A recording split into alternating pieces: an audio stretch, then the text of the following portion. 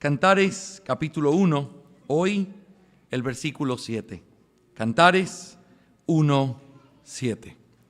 Lo voy a leer en la Biblia Reina Valera y luego voy a leerlo en la Biblia de las Américas para poder contrastar un poquito lo que dice, que va a ser parte también de lo que tenemos que exponer hoy, pero anhelo que sea de gran provecho para nuestras almas. Cantar de los Cantares en la versión la Reina Valera dice así: hazme saber, oh tú a quien ama mi alma, ¿dónde apacientas?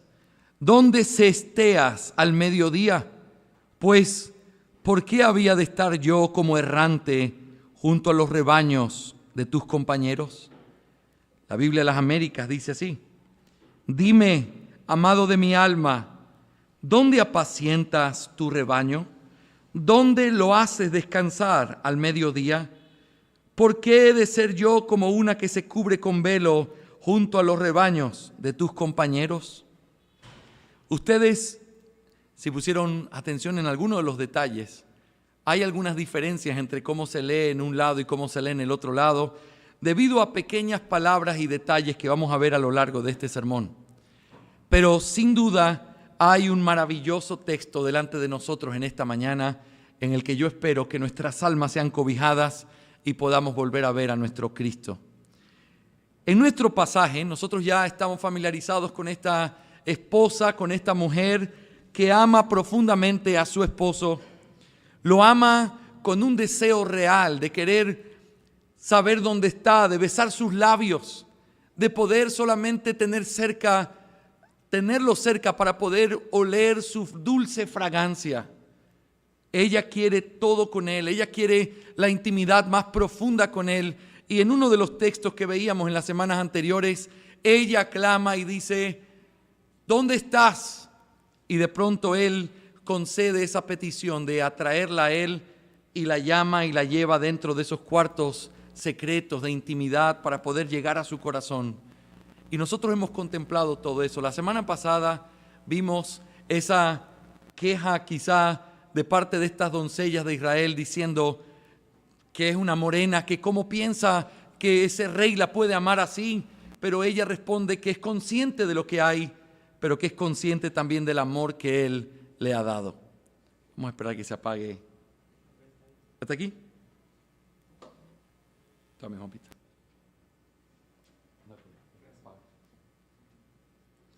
Muy bien. Pobre, estaba haciendo maniobras ahí para no interrumpirme. Gracias, mi Juanpita. Entonces, ¿qué es lo que vemos en nuestro pasaje? La primera cosa que nos llama la atención, solo a manera de introducción, es que en el texto anterior, en los dos versículos anteriores, le está hablando a las doncellas de Israel. Pero ahora cambia y está hablándole o está refiriéndose a su amado. Ese hazme saber dónde tienes tus ovejas, dónde las haces descansar al mediodía, es un cambio de lenguaje y a quién se está refiriendo. Así que hoy tenemos una demostración de este amor, una vez más, de esta esposa, de esta novia, preguntándole y buscando algo, saber algo con el propósito de tener cercanía. Es como si ella dijera: amado de mi alma, quiero saber dónde estás, quiero saber todo lo que tú haces en todo momento de tu día. Sé que tienes que trabajar con tus ovejas y darles de comer. Dime, ¿dónde estás trabajando? Dime, ¿dónde las haces descansar al mediodía? Ella está interesada en saber todo lo que él hace porque está buscando una mayor cercanía, quiere tener una mayor relación con él. Por cierto, ¿te acuerdas cómo era cuando recién nos enamoramos? ¿Te acuerdas cómo era? Uno quería saber todo y querías saber en el momento del día. Y uno vivía su propia vida, pero decía: ay, ahorita terminó la reunión que tenía. Ay, Jenny decía, acaba de terminar el recorrido. Sin necesidad de tener que verse, uno estaba pensando en el otro y anhelando querer saber todo del otro. ¿Te acuerdas la cantidad de horas que pasábamos escuchando los sueños, los anhelos, la meta que tenían? Y que quizás hace muchos años pasó eso, cuando todavía éramos más jóvenes, y hablábamos de todo lo que la vida sería, lo que se anhelaba, pero era un deleite saber eso de la persona amada. ¿Qué quieres? Y dime cuáles son tus sueños. Y uno estaba atento porque quería saber qué era lo que había, qué era lo que le ilusionaba a la persona amada, cuáles eran sus anhelos. Esto refleja el interés que experimenta alguien cuando ama a otra persona, que quiere saber todo, absolutamente todo de la otra persona. Yo quiero saber dónde estás, qué haces. Y quiero que me permitan, aunque es un poco extraño hacer una aplicación en la introducción, pero quiero que me permitan no despegar completamente hacia mirar a Cristo todavía, pensando en las relaciones humanas. Este poema, y específicamente esta parte de una mujer que quiere saber todo, dime dónde estás, qué haces al mediodía, en qué lugar te encuentras, cómo y dónde les das de comer a tus ovejas. Todo este anhelo es un recordatorio para nosotros de cómo debería ser nuestra relación con nuestro ser amado y de cómo nosotros podemos hacer que esas relaciones que a veces por el tiempo están desgastadas se vuelvan a fortalecer. Vuelve a ese punto, vuelve a ese deseo, comienza a interesarte otra vez por aquellas cosas que ilusionan el alma de la persona con la que estás pasando tu vida. A veces la rutina y la velocidad en la que uno vive, uno se olvida de que hay cosas que van a cambiar. Quizá la máxima pregunta o lo que uno tiene que vivir hoy tiene que ver con los hijos y qué hacemos y dónde se reúnen y qué van a hacer y la escuela y cómo vamos a pagar esto y la casa. Pero va a llegar un día donde los hijos ya no estén. Va a llegar un día, como dicen, que el nido quede vacío y con la persona que te vas a encontrar otra vez va a ser con ese que estuvo antes de que todos esos hijos aparecieran. Y cuando lo veas cara a cara y cuando estés junto otra vez, hay personas que llega ese tiempo y simplemente dicen, ya se acabó la razón por la que estábamos juntos, nuestros hijos ya no están, así que sigue tu vida y yo sigo la mía. Tú y yo somos completos extraños que no tenemos ya nada en común.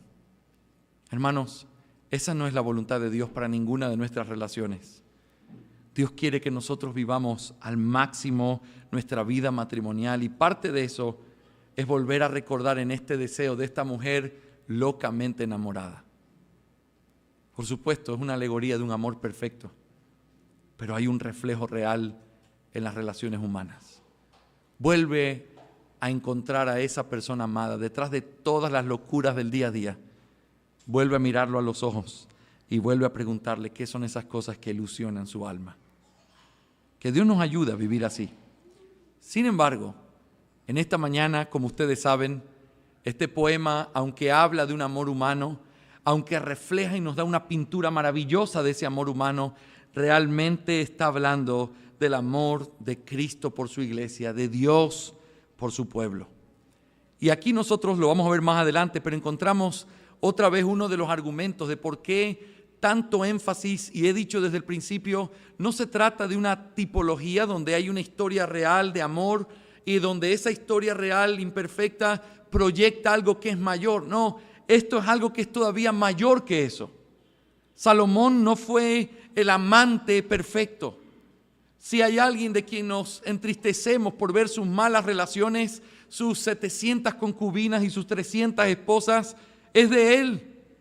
Y es quizá un dolor pensar en su tipo de amor y en lo que él está expresando aquí, si solo pensáramos de él. Pero este texto nos vuelve a recordar que Salomón, claro, es su vida, es lo que él conoce, pero está proyectándolo a un nivel que es mayor que lo que él mismo había vivido.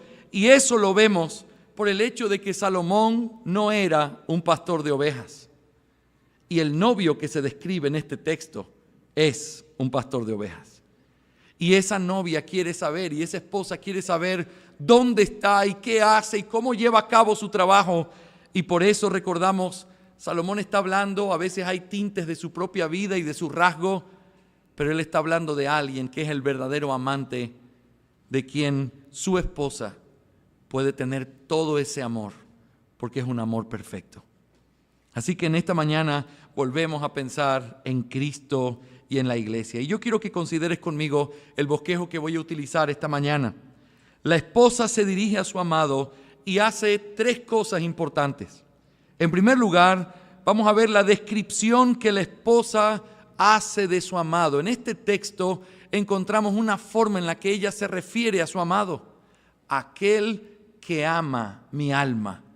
o aquel que es amado por mi alma, como alguien que ella ama. Pero también, en segundo lugar, vamos a ver la petición que la esposa hace a su amado. Aquí hay una verdadera petición. Hazme saber, dime. Ella está interesada en conocer y vamos a mirar qué es lo que quiere conocer. Pero en tercer lugar, vamos a ver el argumento que la esposa presenta a su amado, mostrando por qué ella hace esta petición. Y es lo que encontramos al final del texto. ¿Cómo habría yo de estar errante en el rebaño de tus compañeros? Y ese es el argumento que ella va a presentar. Así que, hermanos amados, iglesia amada, quiero que sepan que cada semana estoy más consciente de la dificultad de este poema. Pero al mismo tiempo, nosotros tenemos lineamientos y cosas que nos permiten mantenernos centrados en la verdad de lo que la palabra de Dios enseña, porque lo que este poema habla de Cristo y de la iglesia está delimitado a lo largo de toda la palabra, como si aquí simplemente se lo dijera de manera poética, una realidad que la vemos claramente, explícitamente a lo largo de toda la Escritura. Anhelo con todo mi corazón que tu alma sea consolada, animada y que Cristo sea maximizado delante de nuestros ojos. En primer lugar, la descripción que la esposa hace de su amado. Y quiero decirte que hay dos descripciones que ella hace, solo que podríamos llamarlo de esta manera. La primera es una descripción explícita. ¿Qué significa explícito? Que se dice con las palabras, que se dice abiertamente. Y la otra es una descripción implícita o tácita, que significa que aunque no la dice, la da a entender. La primera descripción es la descripción explícita que aparece al principio de nuestro texto. Mira por favor conmigo la primera parte del versículo 7. Leo en la Biblia de las Américas: dime, amado de mi alma, amado de mi alma. Y la Biblia Reina Valera dice: hazme saber, oh tú a quien ama mi alma.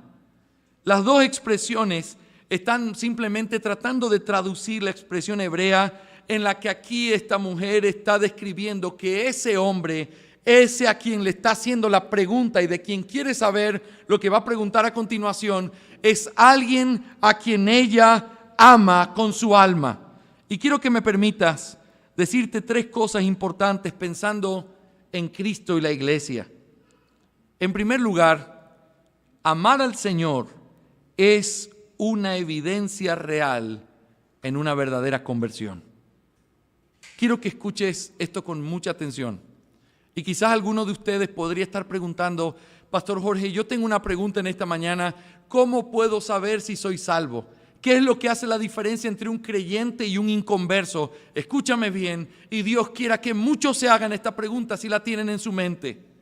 La diferencia puede ser vista de diferentes perspectivas, pero la diferencia la podemos ver de esta perspectiva en particular. Cuando alguien ha conocido al Señor, no puede hacer otra cosa que amarle. Amar es la consecuencia inevitable de haber visto a Cristo, de conocerle, de que Él sea tu Salvador. Por eso, hermanos, vuelvo a proclamar y a repetir: no existe tal cosa como alguien que dice amar a Cristo y no amarle. O decir creer en Cristo y no vivir para Él. Amar a Cristo necesariamente, obligatoriamente, es el resultado de alguien que le conoce. Y quiero que pienses conmigo.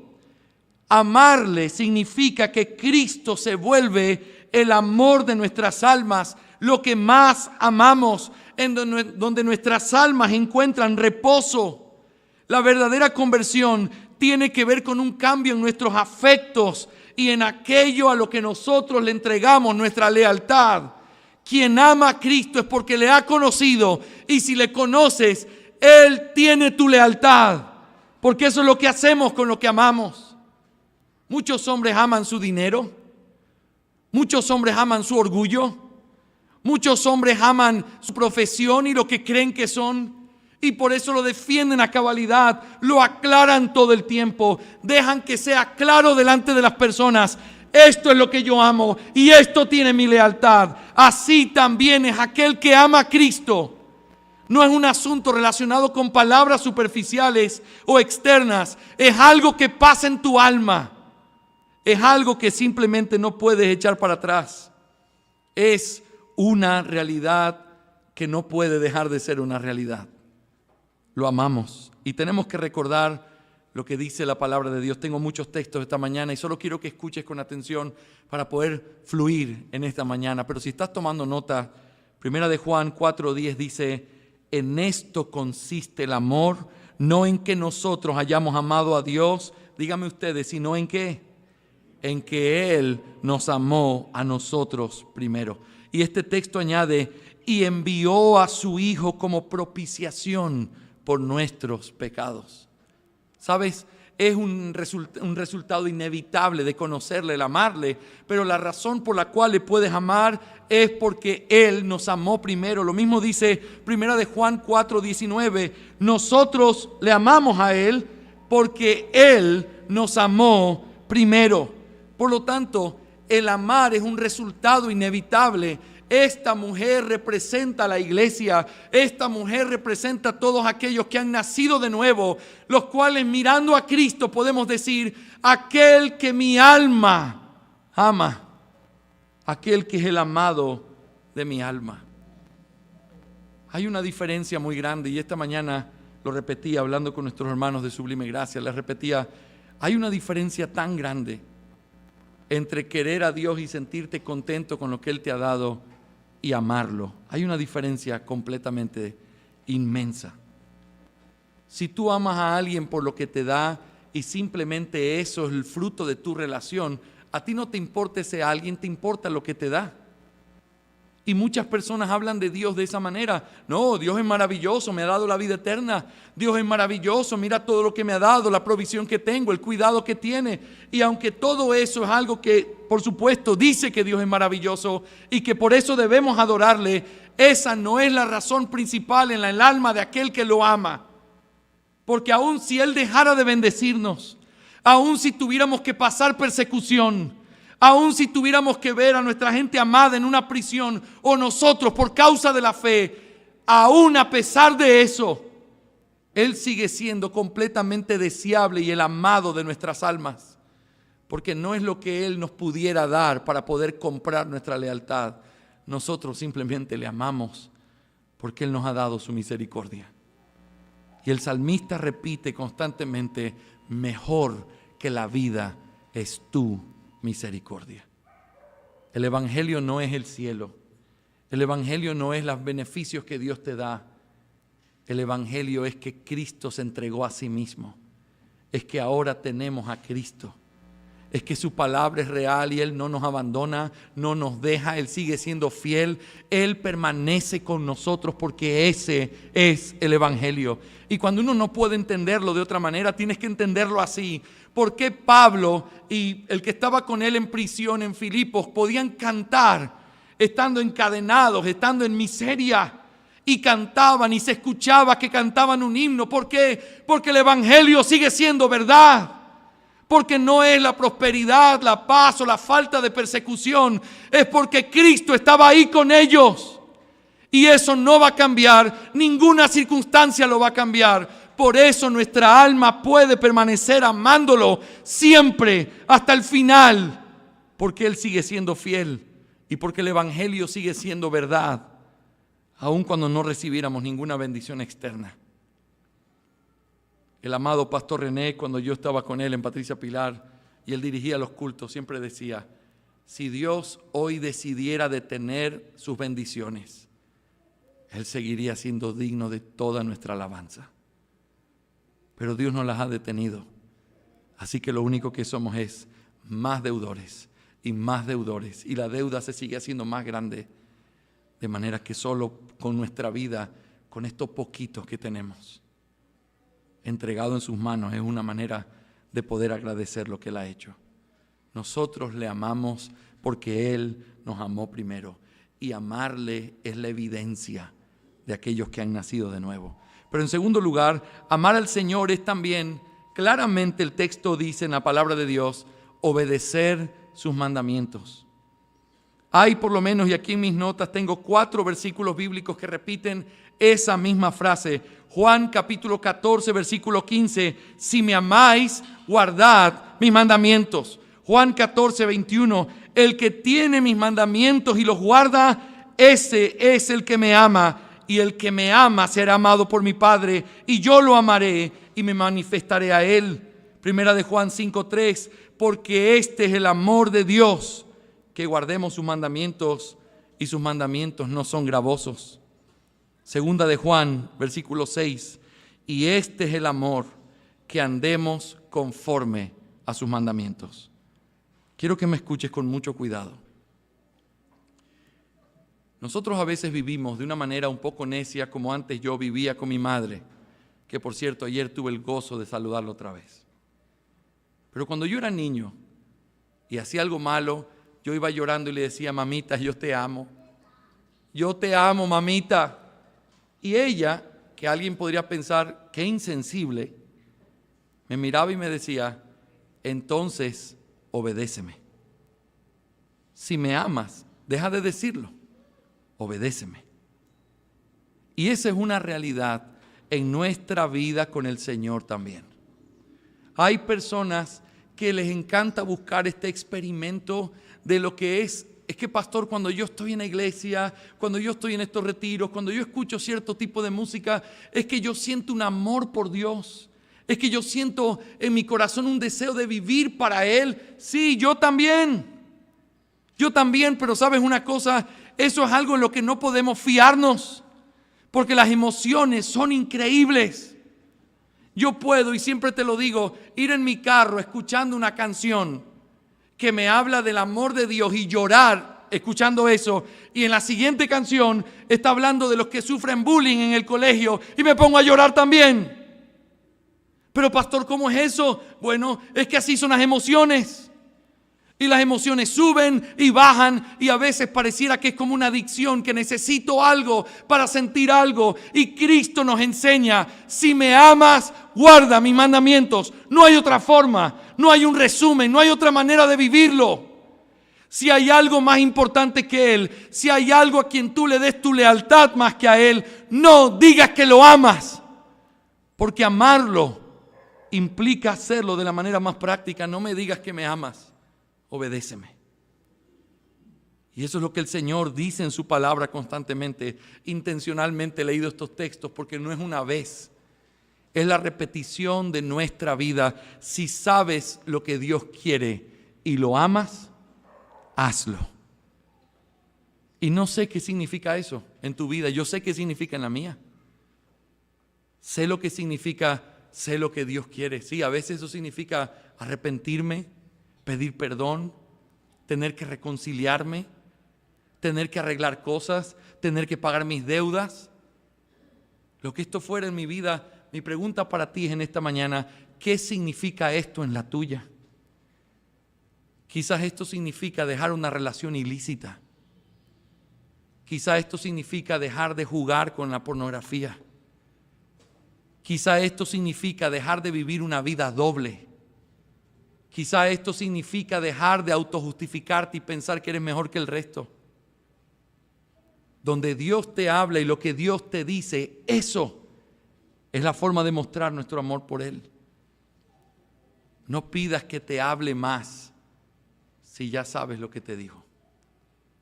A veces nosotros queremos escuchar: sí, pero escúchame, ya te escuché y ya te dije lo que tenía que decir y sigues haciendo lo mismo. ¿Para qué quieres hablar? ¿Para qué quieres que te hable más? ¿Para qué quieres que me vuelva a sentar contigo 3 horas escuchando lo mismo que tienes para decirme, si ya sabes lo que yo pienso y no estás dispuesto a obedecer? Yo hablo así, Dios no nos habla así. Porque Él sigue siendo paciente. Y Él nos sigue hablando.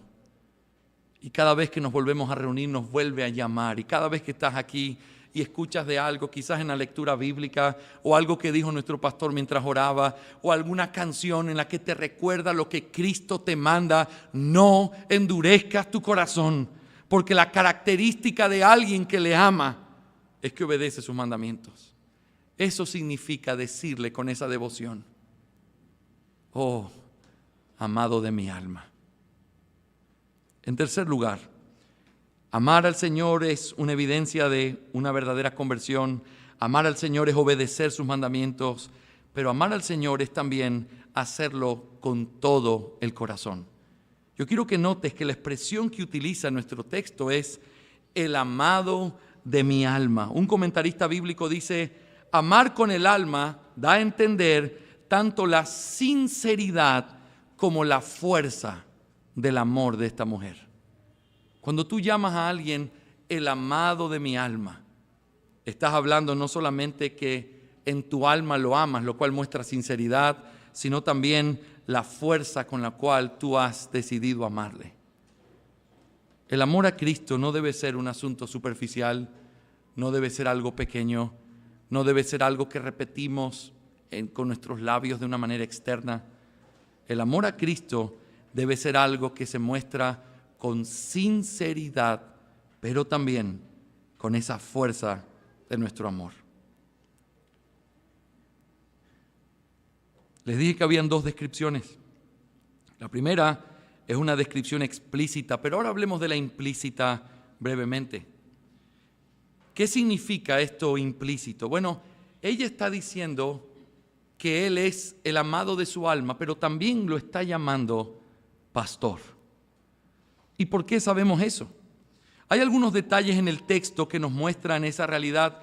Y hermanos, yo no estoy lejísimos de manejar el hebreo de una manera normal, pero gracias a Dios por las herramientas que uno tiene para poder evaluar.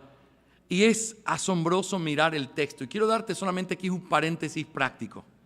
En la Biblia de las Américas, que como ustedes saben es una Biblia que a mí me gusta mucho, ustedes a veces encuentran la letra normal, pero a veces aparece letra en cursiva. Cuando la letra está en cursiva es porque no está en el original, pero es algo que se añade para poder entender la idea que está en el original.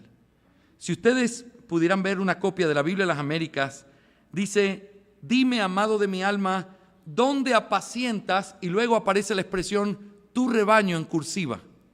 Eso significa tu rebaño no está en el original, pero se debe suplir y se debe poner ahí porque la expresión o el verbo apacentar, así como en español, en hebreo ese verbo significa hacer el trabajo que un pastor hace por su rebaño.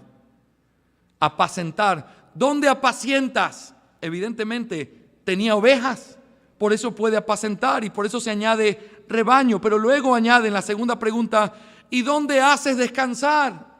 Tampoco tiene nada, solo dice así. ¿Y dónde los haces descansar? ¿A quiénes? A su rebaño, en el mediodía. Así que la palabra rebaño es suplido, pero los verbos que ella utiliza demuestran que él se dedicaba a apacentar y a hacer descansar a sus ovejas y a sus rebaños. Así que es correcto pensar que la descripción que ella le está dando a él es la de un pastor. ¿Dónde apacientas? ¿Dónde los haces descansar? Entonces se suple a través de ese rebaño. Así que esto nos lleva a considerar un tema sumamente importante y el tema central de nuestro sermón. Y es el hecho de que las preguntas que ella va a hacer giran en torno a la identidad o a la descripción que acaba de hacer. Él, mi amado, es un pastor. Si te puedo pedir que te lleves algo esta mañana, llévate esto que voy a decir ahora. La imagen que Dios nos da de sí mismo como un pastor en el Antiguo y el Nuevo Testamento. Y eso, entender eso, nos va a ayudar a entender las preguntas que ella está haciendo sobre apacentar y sobre descansar. Así que para poder desarrollar esto, quiero que me permitas decirte tres cosas con respecto a Dios como pastor.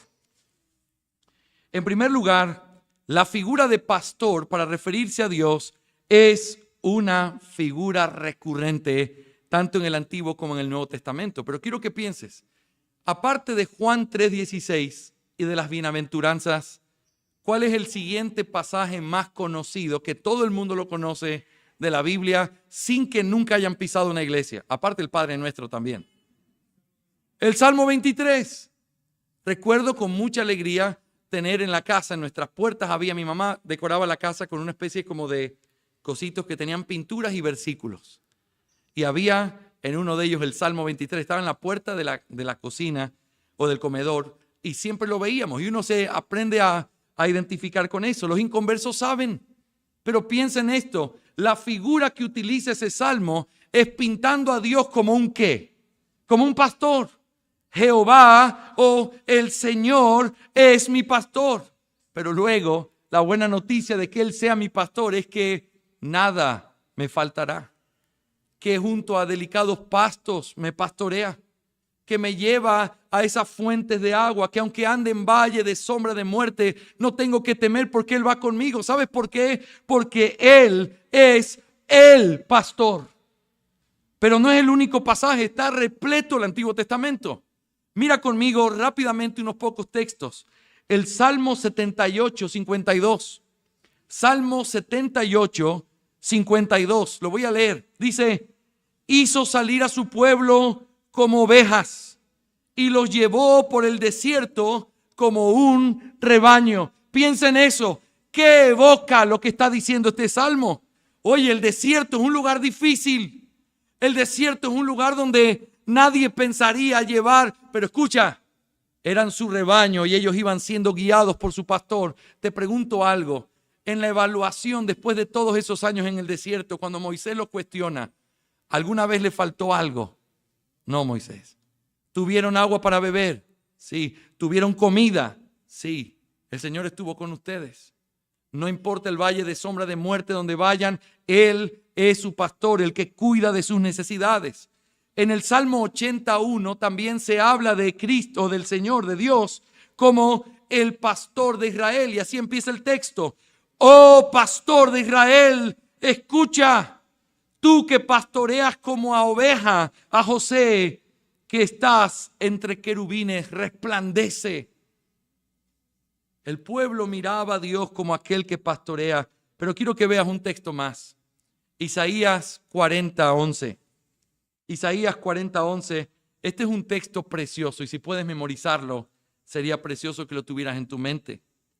Dice en Isaías 40:11, como pastor apacentará a su rebaño, en su brazo llevará los corderos y en su seno los llevará, pastoreará suavemente a las recién paridas.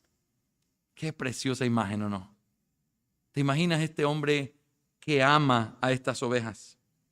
Esa es la idea que se pinta, un pastor que va pastoreando su rebaño, que va llevando en sus brazos a los corderos, que aquella que está recién parida, necesitada, adolorida, Él está ahí y la palabra que se traduce es suavemente pastoreándola. Esa es la imagen que se da de Dios. Ese es el Dios de la Biblia. Y podríamos citar una decena de pasajes donde se sigue hablando de esta manera, pero quizá uno bien importante, y no vamos a ir ahí, pero para que lo tengas de referencia, es Ezequiel 34, en donde está la muy conocida palabras de exhortación a los pastores de Israel.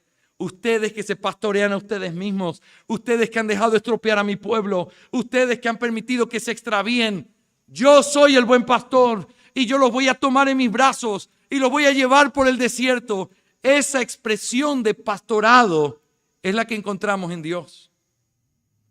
Así que si tuviéramos que tomar todo eso y pudiéramos pensar, ¿cómo es Dios como pastor? Déjame resumírtelo de esta manera. Él conoce a sus ovejas por su nombre. Por su nombre. Es una virtud que los pastores conozcamos nuestra gente por su nombre. Algunos tenemos mala memoria a veces. Pero Él no es así. Él las conoce por su nombre. Él también las lidera y ellas lo siguen. Él las lidera. Es el que va adelante y ellas van siguiendo la voz de su pastor y van caminando junto a Él. También podemos decir que Él como pastor protege a las ovejas de todos sus enemigos. También podemos decir que las restaura, las sana, vela por ellas. Quizá recuerdas las palabras de ese Salmo 121. aunque podría ser como las palabras de una atalaya, cuando dice, he aquí no se dormirá el que guarda a Israel. Está hablando quizás como un guardia, pero también calza perfecto como un pastor que está velando desde las montañas, cuidando a sus ovejas, como los pastores que escucharon la anunciación de que Cristo nació. Estaban en la noche cuidando a sus ovejas. Todo eso es un reflejo infiel y pequeño de lo que Él es. En pocas palabras podríamos decir que Dios como pastor es aquel que provee todo lo que sus ovejas necesitan.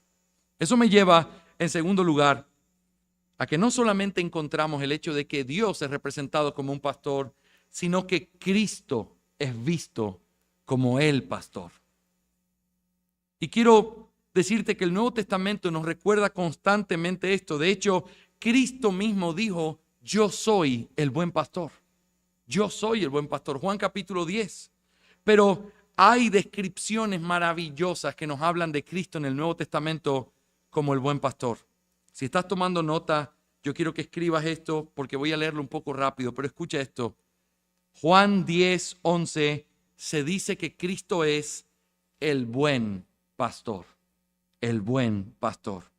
Yo soy el buen pastor y el buen pastor su vida da por las ovejas. En Hebreos 13:20 se llama a Cristo el gran pastor de las ovejas. Mira lo que dice el texto. Y el Dios de paz que resucitó de los muertos a nuestro Señor Jesucristo, el gran pastor de las ovejas. Luego, en Primera de Pedro 5:4, se habla de Cristo como el príncipe de los pastores. El príncipe de los pastores. Y cuando aparezca el príncipe de los pastores, vosotros recibiréis la corona incorruptible de gloria. En Primera de Pedro 2:25 también se llama a Cristo el pastor y obispo de nuestras almas. Pero finalmente en Ezequiel 34:23, hablando de Cristo en forma de profecía, dice esto, escucha con atención. Y levantaré sobre ellas a un pastor y él las apacentará. A mi siervo David, él las apacentará y él les será por pastor. Un día iba a llegar ese maravilloso pastor.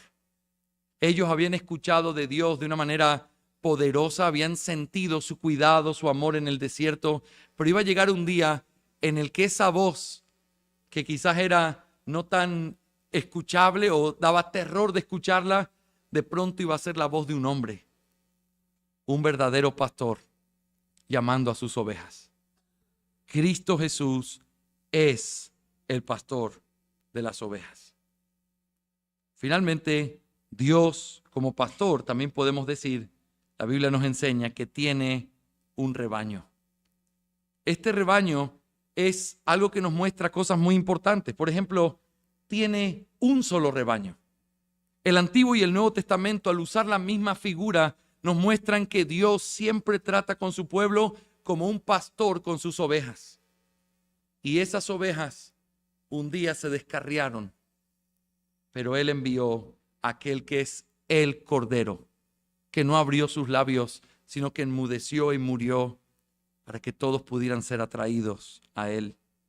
Pero también aprendemos que este rebaño es un rebaño que ha sido escogido por Él. ¿Se acuerdan las palabras de Jesús en este tema del gran pastor en Juan 10?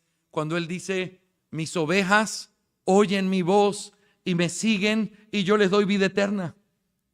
Y cuando estos hombres comenzaron a cuestionar, dinos de una vez, ¿eres el Mesías o qué? Y Él dijo, ya se los dije, pero ustedes no creen, porque ustedes no son de mis ovejas. Mis ovejas oyen mi voz y me siguen. Por lo tanto, aquí hay un rebaño que es escogido, pero un rebaño que también ante los ojos de ese rebaño es un rebaño pequeño. Me encanta este texto de Lucas 12:32, en donde el Señor dice, no temáis, y dice esta expresión que quizás algunos la hemos escuchado antes, manada pequeña. Y uno pregunta, ¿Es una manada pequeña? Si tú nos miras hoy, en esta mañana, sí, pastor, somos una manada pequeña. Si alguien mirara y que aunque su iglesia tuviera 300 personas y mirara en comparación con el mundo, diría, es una manada pequeña. Pero es una manada pequeña para nuestros propios ojos. Y por eso el Señor nos recuerda, no teman, porque son incontables. Son como la arena del mar, son como las estrellas. Así son aquellos que han sido salvados y son parte de este rebaño, que para Él son hermosos ante sus ojos. Jeremías 13:20 dice, ¿dónde está el rebaño que te fue dado? Y dice, tu hermosa grey. Para Él, este rebaño es ciertamente hermoso. Hermanos amados, en este primer punto hemos considerado entonces la descripción que la esposa hace de este hombre de quien nosotros sabemos en este poema que es una alegoría hablando de Cristo y de la iglesia, está hablando de Dios, de Cristo, y lo muestra como aquel que es el amado por su alma, pero también aquel que es un pastor. Eso me lleva en segundo lugar a mirar la petición que la esposa hace. Hay una petición. Y quiero que consideres conmigo la siguiente parte de nuestro texto. Mira una vez más, Cantares 1:7. Dime, amado de mi alma, ¿dónde apacientas tu rebaño? Y la segunda pregunta, ¿dónde lo haces descansar al mediodía? Así que nosotros tenemos que considerar algunas cosas importantes aquí. Nosotros tenemos que ver que esta primera palabra hebrea que aparece en el texto contiene la petición que ella está haciendo y lo hace en forma de una súplica, porque es un imperativo, pero es en forma de súplica, porque está pidiendo algo. Es como si dijera, declárame, confiésame, déjame saber. ¿Y qué es lo que ella quiere saber? Son dos cosas puntuales las que ella quiere saber. La primera es, ¿dónde apacientas a tu rebaño? Y la segunda pregunta es, ¿dónde lo haces descansar al mediodía? Así que en primer lugar, ¿dónde apacientas tu rebaño? En el texto, si nosotros lo tomamos siguiendo esta alegoría, es decir, que la iglesia quiere saber del oficio de su esposo, este vocablo hebreo que enfatiza la pregunta, debemos entenderlo como la pregunta ¿cómo? Pero aquí hay algo interesante. Eso que se traduce aquí como ¿cómo? En realidad es una partícula hebrea que a veces se traduce de diferentes maneras. Es la partícula que se utiliza para las preguntas en las que incluye ¿cómo? ¿Dónde? O también se utiliza cuando alguien se lamenta ¿cómo han caído los muros? Esa expresión ¿cómo? Es la misma palabra en hebreo y por eso hay que traducirla en su contexto. En nuestra lectura y entendiendo el sentido, esta palabra significa ¿dónde? Ella está buscando un lugar físico porque es un poema en el que ella quiere saber dónde es ese lugar que él está tratando con ellos. Pero para poder crecer en nuestro entendimiento, yo quiero compartir con ustedes, utilizando esta pregunta, yo quisiera hacer la pregunta ¿dónde? Pero también quisiera hacer la pregunta ¿cómo? Ella pregunta ¿dónde? Ella quiere saber el lugar. Pero nosotros vamos a preguntar también el cómo este pastor apacienta a su rebaño. Así que en primer lugar, ¿cómo? ¿Cómo apacientas a tu rebaño? ¿Cómo lo haces? Bueno, lo primero que nosotros tenemos que responder, y escúchenme esto con mucho cuidado, mis hermanos queridos. Sé que hace calorcito, ténganme un poco más de paciencia, pero escuchen con atención. ¿Cómo él apacienta a sus ovejas? ¿Cómo lo hace? Hay tres cosas en las que nosotros podríamos decir que es la forma en la que Dios apacienta a sus ovejas. La primera de ellas es dándose a sí mismo. Yo pregunto, ¿cómo puede la iglesia sobrevivir? ¿Cómo puede la iglesia mantenerse fiel? ¿Cómo puedes tú caminar en medio de las pruebas? No es solo las promesas, no es solo cosas externas. lo primero que Él hace para poder darle de comer a su pueblo, restaurar a su pueblo, darle el descanso que su pueblo necesita, es que Él se da a sí mismo por nosotros. Hermanos, el regalo más grande, el elemento más grande que tenemos es a Cristo mismo. A ese Cristo que ha prometido estar con nosotros. Lo que trae tranquilidad al corazón, lo que trae gozo a aquel que está quizá en desesperación, es recordar que Él está en medio de su pueblo.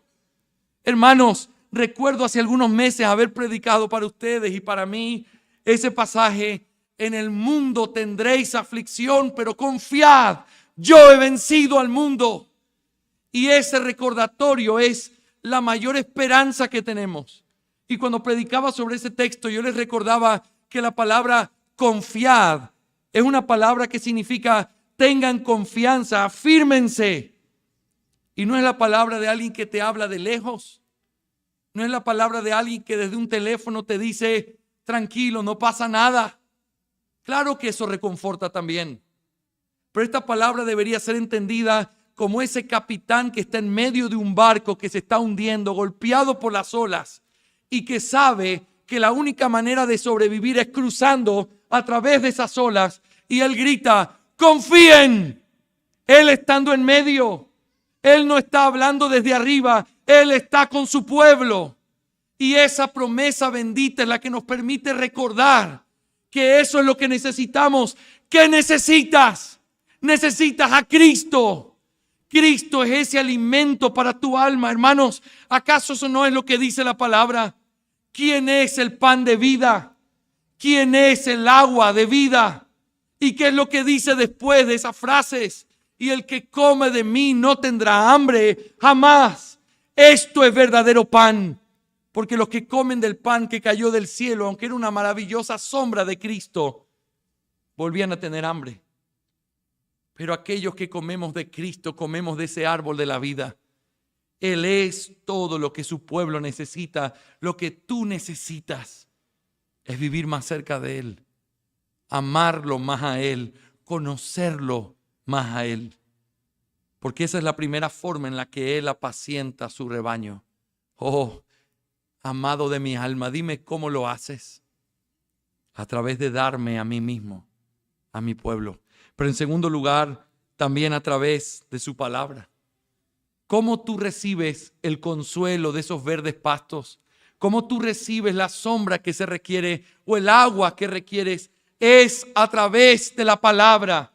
Amados hermanos, estamos disfrutando de un tiempo en el que el Señor nos está mirando y nos está dando gracia. Hemos pasado momentos de frío en medio de la pandemia y todo eso, y nos estamos levantando, estamos volviendo a sentir el calor de su gracia en nuestras vidas. Quiero decirles esto: lo que esta iglesia necesita, lo que tú necesitas, no es algo que tiene que ver solamente con compañerismo o con visitas entre ustedes. Necesitamos la palabra. La palabra es la que puede darnos lo que necesitamos. Necesita su consuelo, necesita su reprensión, necesita que ella te recuerde que Él sigue siendo fiel. A pesar de ti, a pesar de mí, a pesar de tus pastores, a pesar de los miembros de esta iglesia, a pesar de todo lo que somos, Él sigue estando con nosotros y sigue dándonos verdes pastos. Por eso tienes que estar aquí cada vez que se predica la palabra. Por eso congregarte y ser fiel a escuchar la palabra es lo primero que debería estar en la lista de tus prioridades. Sí, necesitamos reunión de hombres y de mujeres y de jóvenes. Me alegré en ver cómo los adolescentes estaban escuchando la palabra. Me alegro y traje en mi maleta unos libros que las damas van a estudiar. Todo eso es precioso y es una forma en la que también nos da sus pastos. Pero no hay nada que se iguale al hecho de estar reunidos en su nombre y escuchándolo hablar. No necesitamos nada más que su palabra. Y su palabra nos hace y nos da lo que requerimos para caminar y obedecer en todas las cosas. Sí necesitamos comunión entre nosotros. Sí necesitamos tener tiempos de comida como hoy en el almuerzo. Y por eso sus pastores estamos tratando de impulsarlo. Pero si hay algo que necesitas desesperadamente después de Cristo, es escuchar su palabra fielmente, con un corazón que tiembla ante ella, con un corazón que busca escuchar lo que Él tiene para decir, con un corazón que no se sienta con una mente simplemente a cuestionar o a pensar que es un tema de información. No, Dios nos habla a través de su palabra. Escúchalo. Pero en tercer lugar, Él también apacienta su rebaño a través de sus ministros. La forma en la que Dios apacienta a su pueblo es a través de los pastores que Él estableció en la iglesia local.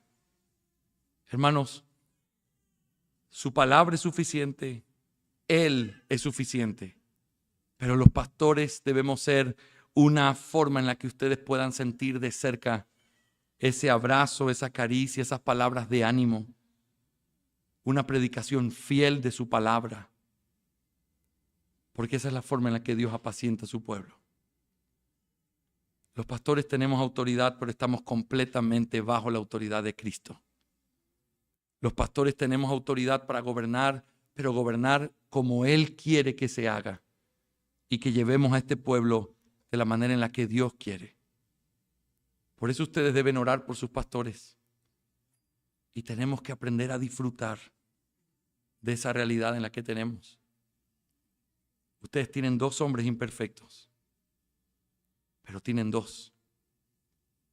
Todo el tiempo visito iglesias que no tienen ninguno, que tienen que llamar internacionalmente a alguien para que escuche sus problemas. Ser apacentado por el Señor tiene que ver con una búsqueda y un reconocimiento. Yo tengo su palabra y tengo a Cristo, pero tengo a estos hombres imperfectos también. Que Dios nos dé la gracia para nunca faltar a lo que ustedes necesiten de nosotros. Que el Señor nos ayude a verlo de esa manera. En segundo lugar, la pregunta es, ¿pero dónde apacientas a tu rebaño? ¿Dónde, amado de mi alma? ¿Dónde lo haces?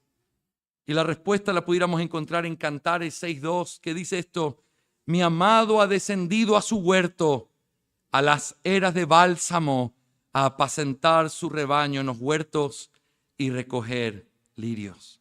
Estos huertos de los que vamos a hablar cuando lleguemos ahí son, por supuesto, su iglesia y esos medios de gracia que se derraman en ese huerto precioso que Él ha querido plantar. Él apacienta nuestras almas estando en comunión. Hermanos, cuando uno ha vivido sin experiencia de tener una iglesia local, uno puede valorar la importancia que tiene tener hermanos que crean lo mismo que nosotros. No esperes que sea perfecto, porque no existe eso. Pero donde se aman, donde se corrigen en amor, en donde se ayudan. Yo creo que nosotros vamos a rendir cuentas por todo el menosprecio que hagamos del ministerio local, porque es un privilegio dado lo que muchos otros tienen que vivir. Cada vez que la iglesia se reúne, el huerto de Dios es puesto sobre la mesa otra vez. Y el pastor desciende a su huerto y se derrama sobre ese huerto todas esas gracias. ¿Qué privilegio tenemos? No dejemos de hacer lo que Dios nos ha mandado a hacer. En segundo lugar, ella pregunta, ¿dónde haces descansar a tu rebaño al mediodía? Hermanos, casi cerrando nuestro sermón de esta mañana, quiero decirles esto. Esta pregunta es una pregunta muy interesante y que tiene mucha conexión bíblica. ¿Saben? Ahora no tenemos el tiempo, pero si uno analiza el sol en la Biblia, es la muestra de prueba, persecución, cansancio. Imagínate estar parado en medio de una caminata al mediodía, recibiendo el sol en su fuerza más grande. Hay momentos de nuestra vida donde nos sentimos así. Por ejemplo, el Señor Jesús, cuando habla de esa semilla que cayó en pedregales. Dice que crece. Pero luego él dice, pero cuando sale el sol, se mueren. Y más adelante en el versículo 20 de ese capítulo 13 de Mateo, el Señor explica. El sol significa que estos son los que reciben la palabra con gozo, pero que cuando viene la aflicción o la persecución por causa de la fe, su fe se muere. No es en la buena tierra, es una tierra que no es la verdadera, es tierra con piedras. Pero el sol, que es lo que nos interesa, muestra persecución, pruebas, dificultades. Las dificultades, amada iglesia, escúchenme todos. Las dificultades son parte necesaria de nuestra vida. Y aunque con todo nuestro corazón queremos huirle, porque a nadie le gusta estar triste, a nadie le gusta estar en conflicto, a nadie le gusta discutir con nadie, a nadie le gusta sentir la presión de otros o del mundo, a nadie le gusta. Pero en medio de los dolores es cuando Cristo obra en medio de nosotros. ¿Cómo los apacientas al mediodía? En el mediodía Él trae el descanso que ellos necesitan. Al mediodía Él los lleva a esas fuentes donde pueden beber y nutrirse para poder seguir perseverando. El mediodía es necesario. El mediodía es parte del trabajo de apacentar. Porque el sol tiene algo que las ovejas necesitan. Si estuvieran a oscuras, se morirían. Pero ese sol es contrarrestado con todas las fuentes y los beneficios que puede dar para poder ayudarnos a perseverar. Oh, amado de mi alma, dime, ¿cómo lo haces? ¿Cómo los apacientas al mediodía? ¿Dónde hacen esa siesta? Bueno, a través de su provisión bendita, que nos alimenta, nos sostiene, nos fortalece en medio de la prueba. Él sigue siendo el pastor y Él sigue siendo aquel que está más presente en medio de esos momentos. Porque así como no hay nada más desgastante que estar bajo el sol muriéndote, qué deleite es tirarte en una buena poza de agua fría en medio del sol. ¿Sí o no, Manolito? Eso es deleitoso y eso es lo que Él hace por nosotros. Te pone el sol, pero te sostiene a través de sus promesas, su gracia, personas, provisión que viene de manera inesperada, porque Él es un buen pastor. Él no nos saca a matarnos en el desierto. ¿Se acuerdan la queja de Israel? ¿Por qué ha sacado al pueblo a morir en el desierto? No, Él no saca al pueblo a morir en el desierto. Los saca para pastorearlos con su mano poderosa y los protege y los lleva de vuelta al hogar. Porque ese es el Dios que nosotros tenemos. Oh, amado de mi alma. Finalmente nuestro texto termina con un argumento que ella presenta. Y ese argumento es, dime, ¿por qué he de ser yo como una mujer que está errante junto a los rebaños de tus compañeros? Aquí hay una variante textual que hace que sea una lectura completamente diferente en la Reina Valera y en la Biblia de las Américas. Y de hecho es muy común cuando uno lee un comentario, siempre encuentra esa variante. La una dice, ¿por qué he de andar yo cubierta? Y uno podría hacer toda una explicación de qué podría significar eso. Pero tomamos la variante que dice, ¿cómo he de estar yo perdida o errante en los rebaños de tus compañeros? Si tú me dices dónde es, si tú me dices cómo buscarlo, si tú me dices cómo tú alimentas y dónde alimentas a tus ovejas, yo no voy a andar errante. ¿Por qué es necesario hacer esta pregunta? ¿Y por qué es necesario que la novia haga esta pregunta al esposo bendito? Porque entonces vas a saber dónde buscarlo. Porque entonces se cae lo que no es correcto delante de los ojos de algunos. ¿Cómo se ve una iglesia de Cristo en nuestros días? ¿Cómo se ve el verdadero pueblo de Dios en el que Él hace milagros? Mira, yo me temo que muchas personas, si fueran buscando al Israel de Dios en el Antiguo Testamento, no lo encontrarían jamás. Es que este pueblo no puede ser. Y aquí Dios opera. Y aquí Dios obra. Y es aquí donde se escuchan todos esos grandes portentos. Debe ser otro lugar porque esto no es. Cuando tú sabes lo que hay, sabes dónde buscarlo y comienzas a valorar lo que tienes. Hermanos, no hay ninguna excusa para que la iglesia no viva conforme a lo que Dios quiere. Pero tampoco hay ninguna excusa para crear en tu propia mente o en la mía lo que una iglesia no es. Una iglesia no es un lugar donde yo voy a recibir lo que otros me van a dar. Tú eres parte de la iglesia y juntos construimos un lugar en donde la gloria de Dios sea magnificada.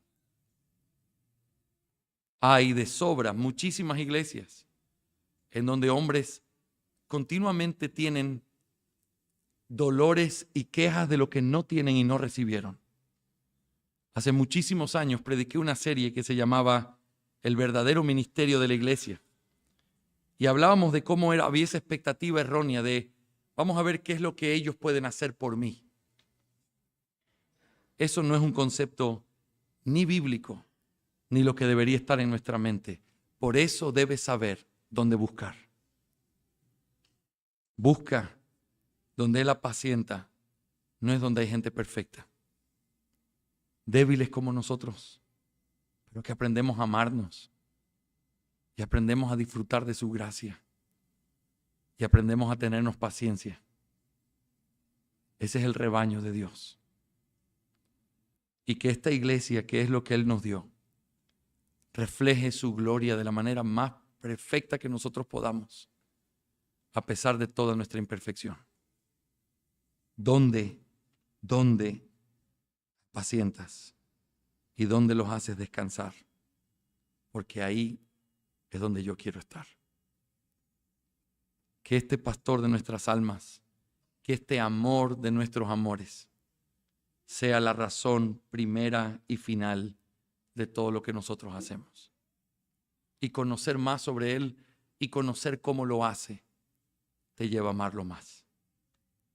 Que en su gracia el Señor nos permita entender estas cosas, aplicar su palabra. Y yo te suplico que lo que nos queda de este día del Señor, no pierdas la oportunidad de reflexionar en lo que hemos escuchado para que pueda traer beneficio a nuestras almas su palabra predicada. Amén. Vamos a orar. Amado Señor, gracias. Gracias por recordarnos dónde están esos preciosos verdes pastos. Gracias por recordarnos a Cristo Jesús, el pastor de nuestras almas. Y yo te ruego, Señor, que sigas obrando en nosotros a pesar de nosotros. Gracias por tu iglesia. Gracias por el amor que nos das.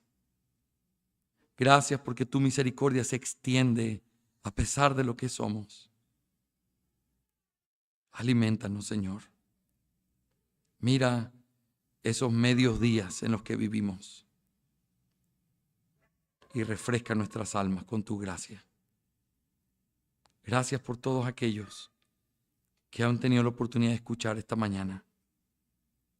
Trae fruto de tu palabra en nuestras vidas. Te lo suplico, Señor.